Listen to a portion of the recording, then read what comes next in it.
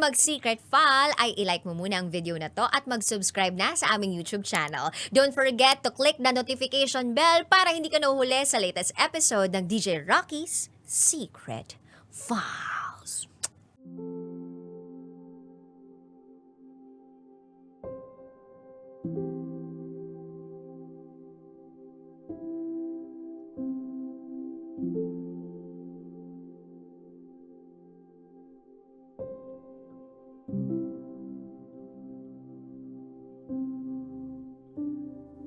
May gusto kong sabihin sa taong minsan ko nang minahal.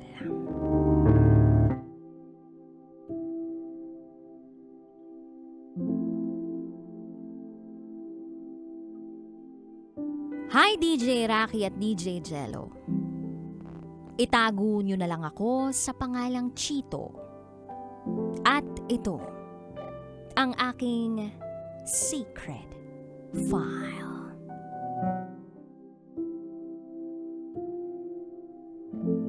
Ipagpaumanhin niyo po sana kung medyo kakaiba ang ibabahagi kong secret file kumpara sa mga madalas niyong i-ere. Gusto ko po kasing diretsahang ipahayag ang nararamdaman ko para sa isang babae. Itago na lang natin siya sa pangalang Violi.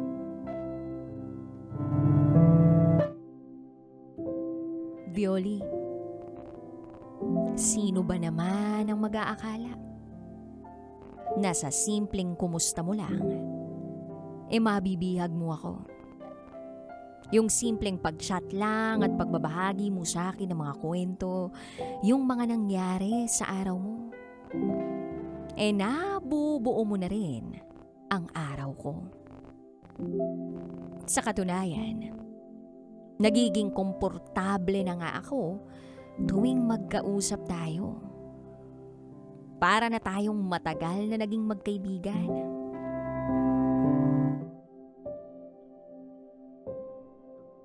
Araw, nauna tayong nagkatagpo. Naalala ko pa, tanghaling tapat, napakainit. Pero mas pinili ko na lang na ilibang ang sarili ko. Kaya't nag-online ako at bumisita sa isang website na puno ng mga weirdong tao. Doon sa Ome. At habang nakabisita ako sa website na iyon, inihanda ko na ang sarili kong makakita ng iba't ibang tao na po pwedeng makausap. Kumbaga mga bagong kaibigan. Nakasalamin ka pa nga. Parang mukhang sosyal. Kahit mukha naman talaga akong may sira sa ulo. In-entertain mo pa rin ako. Nagkatagpo tayo. Hindi man sa personal, kundi mata sa mata sa pamamagitan ng isang video meet. Sa app na kung saan ay makakatagpo ka talaga ng iba't ibang nilalang. May mga weirdo, may mga baliw, may siraulo, may mga mangmang at kung minsan, meron din namang mga taong matitino. At sa hinaba-haba ng pag-i-skip ko, ikaw ang nakita ko.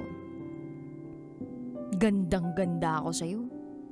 Parang ang sarap-sarap kurutin ng todo niyang pisngi mo. Tsaka napaka-friendly mo. Sa mga ginagawa mo, napapasaya mo ako, napapatawa mo ako, napapangiti mo rin ako. Matapos ang mga kwentuhan natin na hindi natin alam kung saan talaga patungo, tsaka ko kinuha ang social media mo. Inaccept mo ko sa account mo. At doon na ako simulang nahumaling sa iyo. Hindi ko nga inalintana na nagkaka-eyebags na ako sa pagpupuyat. Makausap lang kita. Usap doon, usap dito, rant doon, rant dito. Chika ron, chika rito.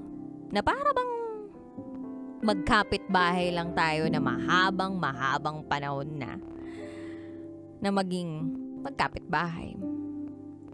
At oo, minsan napapaisip ako kung hanggang tropa lang ba ang relasyon na meron tayo. Pero naisip ko, hindi ko muna sasabihin agad sa'yo. Itatago ko lang muna. At hindi muna ako aamin. Kasi, alam ko na hindi ako uubra sa iyo. Pero, sa bawat kwentong nasasambit at napag-uusapan natin, lagi mong nadadamay ang buhay mo. At oo, alam ko na marami kang kinahaharap na mahirap tanggapin at unawain na sitwasyon, pero ako naman na nagpapaalala sa'yo na normal lang yan. Labanan mo lang. Dadaan lang yan. Huwag mong tambayan. Yan yung mga salitang pakiramdam ko makakagaan ng loob mo. At kung malapit lang sana ako, madadamayan kita sa mga problema mo.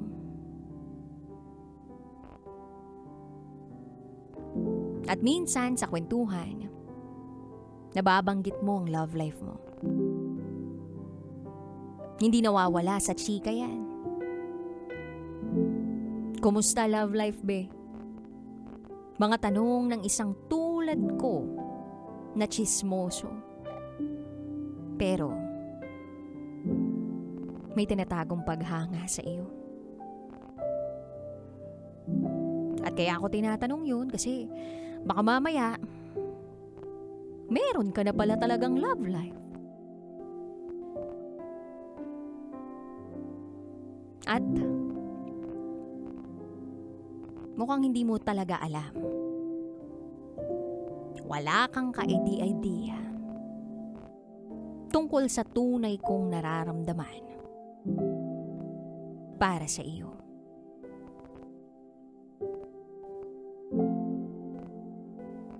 Magiging higit ba na magkaibigan tayo? May pag-asa kaya ako? Kasi baka meron ka na palang love life. Ako pa naman ay umaasa na balang araw magiging tayo. Hindi ko na rin kasi maisip ang bawat araw ng buhay ko kung hindi kita nakikita, nakakausap at nakakapiling. Kahit online lang. At kung minsan, bihira na lang tayong magkakwentuhan, harutan, dahil may kanya-kanya na tayong buhay. Hindi naman kailangan araw-araw may ganun. At hindi rin naman araw-araw, ako lang ang kausap mo. Mahirap mang aminin pero mahirap na gawin nating mundo ang isa't isa. Dahil may iba pang nakapalibot sa mga mundo natin. At aaminin kong araw-araw kitang iniisip noon. Kasi ibang-iba na talaga ang nararamdaman ko. Araw-araw kitang napapanaginipan at hindi ka na makaalis sa bawat brain cell dito sa ulo ko. At dahil yun sa mga simpleng pag-update mo. Dahil oo, tropa tayo. Tropa lang tayo. Lang. Tropa lang. Pero alam mo, Violi, ang tanga-tanga ko. Bakit ba kasi hindi na lang ako nagsabi sa'yo ng totoo? Bakit di ko na lang inamin? At paano kung umamin ako? Paano ko naman sasabihin yung tunay na nararamdaman ko? Di ba, hindi na nga lang kaibigan lang ang gusto ko. Paano kung giniba ko na yung pader? Paano kung nag-take the risk ako? Baka may chance ako. At oo, mapa-LDR man yan, papalagan ko. Gawin lang natin uli kung saan tayo nagtagpo. Sa mga simpleng update mo, kumpleto na araw ko. Pero bigla ko ring mapagtatanto. Magkaibigan lang tayo. Kaibigan lang.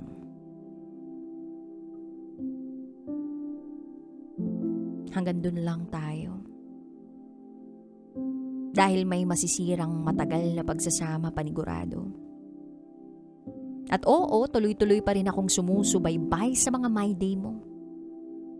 Dahil alam ko na lumalakas na ang confidence mo. Dati mahiyain ka, pakipot, at palaiwas sa tao. Ngayon ramdang-ramdam ko na malayang-malaya ka. Malaya ka nang makipag-usap sa iba't ibang klaseng tao. Marunong ka na ring makisama. Kumbaga, nakawala ka na sa pinagtataguan mong hawla. At ngayon malaya ka na ring pumili ng kung sino o kung ano ang gusto mo. At isa na rito ang pagpili ng taong mamahalin mo ng totoo. Umasa ako nun na baka ako yung mahanap mong taong magmamahal sa'yo.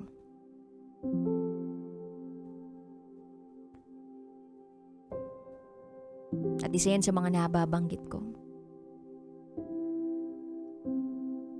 sa sarili ko.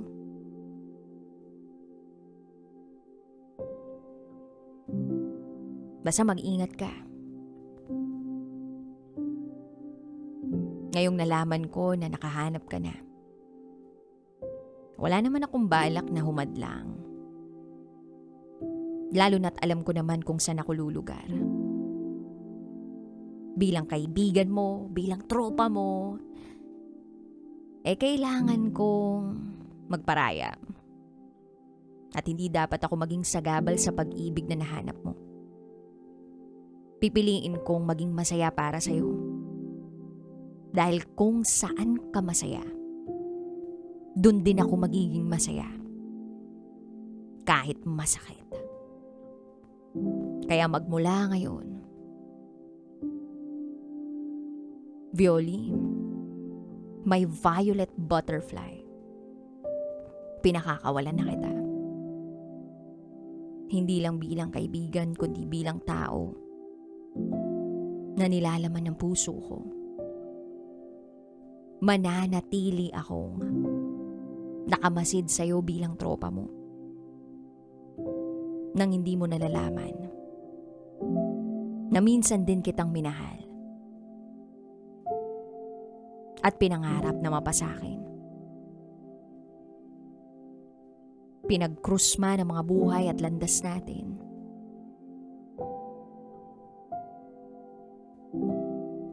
Naging masaya naman ako sa mga sandaling nakakausap ka. At sana ganun din ikaw sa akin.